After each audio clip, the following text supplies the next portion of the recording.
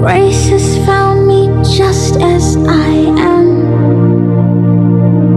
empty-handed but alive. My name is Shalom, and I'm a pastor's daughter who is currently deconstructing Christianity. Wait, hold up. So here's an award for being the pastor's daughter who is currently deconstructing Christianity. I present it to you. Well done. All right, go on. I grew up in a very strict religious household, and one of the downsides of this environment was the rigid thinking and lack of emotional intelligence that often accompany religious fundamentalism.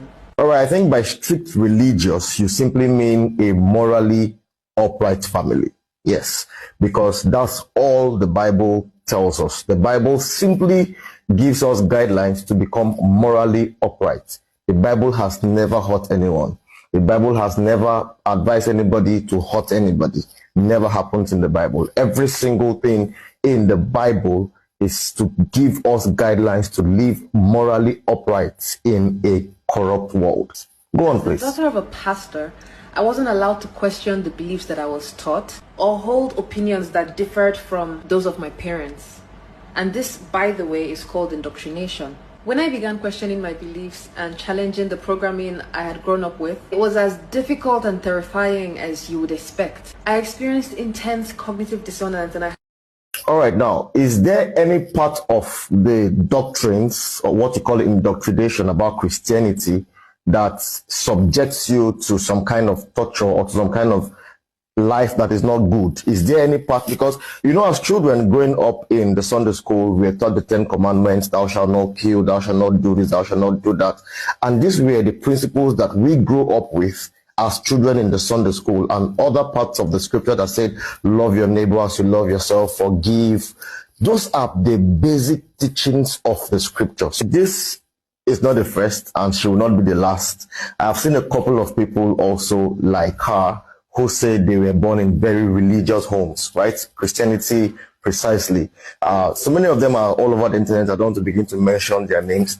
But then there's one similar thing that I see amongst all of them when I go through their pages, right? I see that they are champions of immoral lifestyle. I'm sorry to use that word, but that's what I see consistently. They can boldly say whatever they want to say now without feeling guilty or being condemned for doing that. And I want to put it to you, you who just made this video, that while in the pastor's house as a pastor's child, you had some cravings, you had some kind of thinking that we are going to negate the morals that we are taught by the scriptures. And so because you needed freedom to do whatever you want to do, you just had to decide that, see, this thing called Christianity, I'm not doing again. I'm not living by any standard. I'm not living by any rules. Whatever I do now, let me not be condemned. Let there be no guilt in my heart. And that's why you see many of them will now come and say they are free thinkers now. They'll say now that they are godless simply because they don't want to feel guilty at all about doing whatever it is that they want to do. They want to do it freely, and that's the freedom that many of them think that they have. Just take religion aside from a particular people. What you have is a lawless society. What you have is a society that can do anything without any thought of consequence. But people who simply want to live godlessly, ask them, see, let them be truthful to themselves. Because the biggest kind of lie that you can tell is a lie that you tell yourself. So be truthful to yourself. You know that Christianity has done nothing wrong to you. It is that fear of consequence that many people want to run away from. So let me do whatever I want to do and be free to do whatever I want to do, and then there's no consequence. We are seeing all what is going on in our world today because many people like this young lady are coming out to say that they are godless now. So godlessness simply means lawlessness. And then you now see that people will do all kind of evil, as in harm as many people as they can. You see people going out to commit murder, and you will begin to ask yourself, even people like this will ask, what is the world turning into now? Well, let me shock you.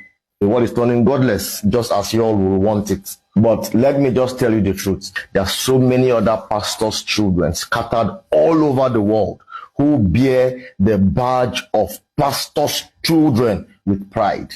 So whether you like come out and say it boldly, you're a pastor's child because you want to show us the authenticity of your godlessness, whether you do that or not, there are still millions of pastors' children scattered all over the world who are still bearing the name of Christ with pride. And I am one of them.